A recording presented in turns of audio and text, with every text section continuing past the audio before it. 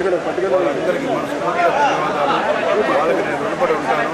ఎంతోమందికి అనాథులకి అన్నదానంతో పాటు వస్త్రదానం, నదులకు సేవలు అన్నీ కూడా ఎన్ని సేవా కార్యక్రమాలు సంవత్సరం చేస్తాం, అన్నీ కూడా ఈ సంవత్సరం అవుతూ ఉన్నాయి.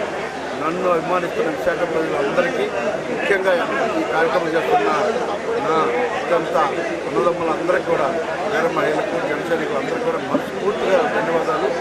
నెక్స్ట్ రాబోయే కాలంలో నెక్స్ట్ ఈ టయానికి ఖచ్చితంగా జనసేన టీడీపీ ప్రభుత్వం రాబోతూ ఉంది. విశాఖపట్నం అందరూ కూడా మేము చనిపోతా ఉందని చెప్పేసి ఈ జనసేన చంద్రబాబు తెలియజేస్తూ ఉన్నాం.